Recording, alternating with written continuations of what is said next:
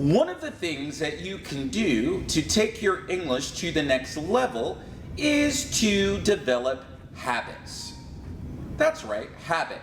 And for those of you that do not know what the word habit means, I want you to think of tendency, practice, routine. And in this video, I want to talk about 5 habits that I do not want you to do. That's right, 5 habits that I do not want you to do. Watch the video in its entirety because 5 habits that I do not want you to do. So hopefully you can take your English to the next level. So get ready, get set, here we go. Habit number 1, stop apologizing. Stop saying, I'm sorry. Do you know anyone, maybe it's you learning English, that when you're speaking English or you're writing or you're involved in one way, shape, or form, you say, I'm sorry. What are you apologizing for? Now I know for many of you that might just be a normal habit, pattern, routine. But listen, you have nothing to apologize for. You have nothing to be sorry for. You are learning English, all right? And when you keep saying, I'm sorry, teacher, I'm sorry, my English is bad, I'm sorry, you consciously or subconsciously are putting doubts in your mind that you can't accomplish learning the language. So stop saying, I'm sorry, all right? Instead of saying, I'm sorry, reprogram your brain and say, hey, you know what? I'm not sorry. I'm on the path to learning. I'm gonna learn this language. I'm getting better each and every day. So no more, I'm sorry. Habit number 2 to get rid of, delete. Stop criticizing yourself. That's right, stop criticizing yourself. There are a lot of times when I speak to learners, they sit back and say, I'm dumb, I'm stupid, I won't learn English, I can't. Stop criticizing yourself. Or better yet, what some learners do is that they criticize themselves. Why? Because they compare themselves to others. Oh, Sally, Jane, Saud, Muhammad is better than I am in speaking or writing or grammar or vocabulary. And so they're criticizing themselves. Please stop it. When you criticize yourself, you are, again, putting negative thoughts and doubts in your mind. And more importantly, criticizing yourself is not going to take your English to the next level. And while you have it, stop comparing yourself to other people. English is an individual journey. So instead of criticizing yourself, you want to what? That's the problem. Let's develop a solution. You want to encourage yourself. And one way that you can encourage yourself is by having positive affirmations. I did a video on it before. Please check the playlist, or maybe even I'll include it below. But positive affirmations. I will learn English. I can be successful. You document your success. But get rid of habit number 2. Stop criticizing yourself. Get rid of it. Get rid of it. Get rid of it. Habit number 3, to delete, remove, eradicate. Particularly when speaking, you want to remove or For example, what do I mean by that? Getting rid of or Okay, let me see if I can give you an example. Somebody asked me a question. Tell me where you're from.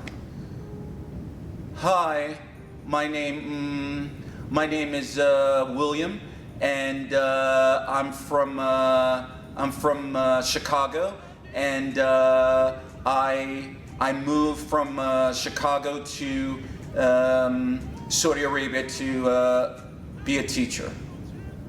Notice when you say or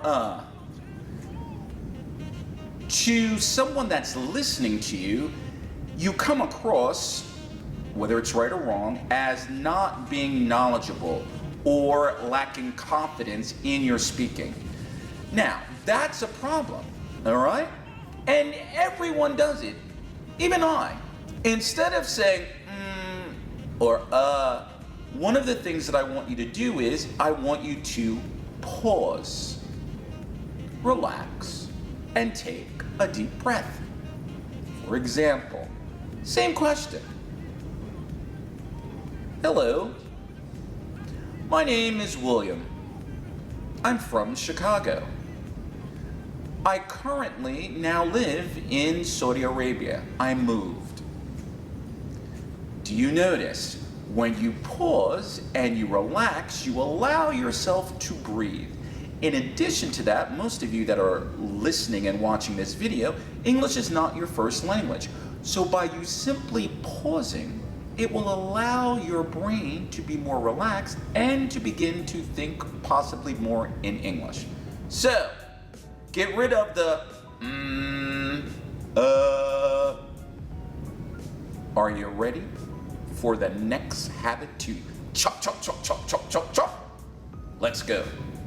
Habit number 4 that I want you to remove.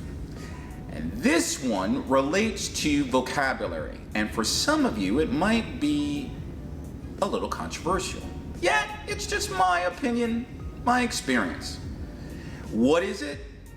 To learn tons of vocabulary and you don't use them. That's right, tons of vocabulary. There are people that I know that say, hey teacher, I learned 100 words a day. Now, not to say that there are some people that cannot do that, but in my humble opinion, here's what I want you to think about. When you're learning a language, in this case English, you have long-term memory and short-term memory. And the key to remembering vocabulary and utilizing vocabulary both now and in the future, 100 vocabulary words a day might be a little too much. Instead, what you can do is, I make a recommendation, learn on average, and again, it depends on you, the learner. But instead of 100 words a day, are you really going to be able to memorize those 100 words a day and then being able to use them, say, 2 to 3 days from now or even a week from now? My recommendation, my suggestion to you is the following. Number 1, on a minimum, be willing to experiment.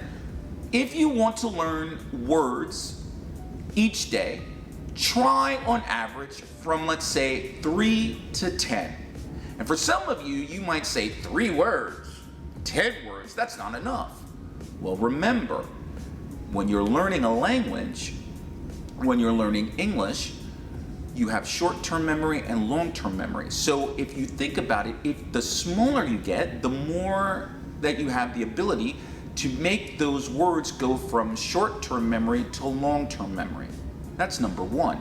And number 2 is that you don't want to stress out your brain, right?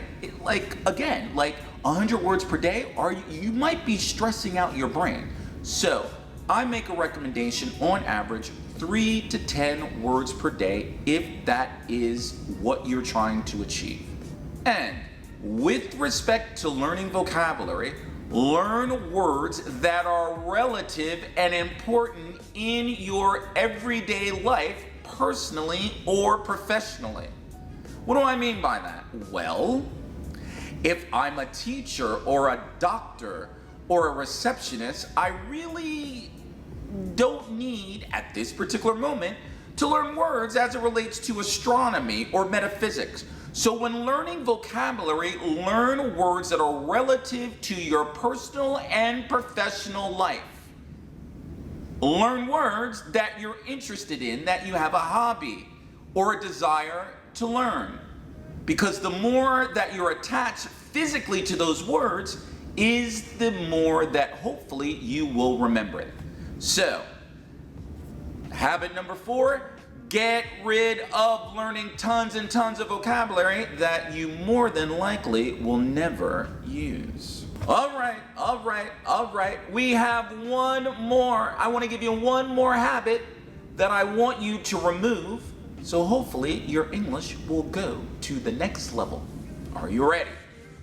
Habit number 5 that I want you to remove. And this habit is with respect to what? I'm making a recommendation. Do not use subtitles in your native language. I know. For some of you, that might be or sound a little harsh or difficult, particularly if you're just beginning to learn the language. Okay, just hear me out. What I recommend that you do is the following. If you want to use subtitles, I recommend that you use subtitles in English so that you can begin to train your brain to think in English. You're able to look at the words and the phrases, all right? And then, as you become more confident, as you become more proficient, what you can do is, even if you want to challenge yourself, you can remove the subtitles totally in English, all right? But again, it's just a step, it's just a process, all right? But I highly recommend that you remove subtitles in your native language while learning English. Why? Because consciously or subconsciously what you're doing is that you're training your brain to think in your native language and then you're translating. Or another way of thinking about it is this. When you were learning your native language, did you have subtitles? No. One can make the argument that life really has no subtitles, but I understand. Some people need subtitles. That's fine, no problem. But get rid of that habit of, particularly when you're learning English, that you're only using subtitles in your native language. Try it. Let me know what you think, how it worked out. So there you have it. 5 habits that I want you to delete, remove, eradicate as it relates to hopefully taking your English to the next level. Let's have a quick review. Number 1, stop saying I'm sorry. Number 2, stop criticizing yourself, comparing yourself to others, and encourage yourself. Number 3, with respect to speaking, Number 4, learning tons of vocabulary that does not have any applicability in your daily life. And the last, using subtitles in your native language. Habit, routine, practice, tendency. Try removing one or all of these habits to see if you're able to take your English to the next level. So, that's all I got in today's video. This is Teacher Will. Welcome to the ATW family. If you're new, this is a place where you and we learn together. Click on that subscribe button, hit that bell notification, share this video with your friends and family. All right? And one last thing. Remember, motivation, inspiration, that's how we learn. That's my hope. And that motivation, that inspiration starts with you.